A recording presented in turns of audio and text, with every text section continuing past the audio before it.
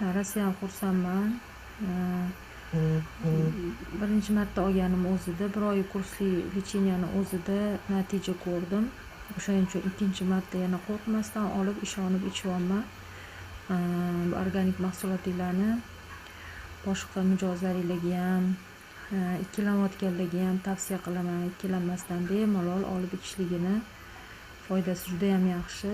Men bitta narsani tushundimki, qachonki organizmimizga kerakli vitaminlarni biz yetkazib bersak, bizani kasal a'zolarimiz o'zini o'zi tiklashni boshlaydigan.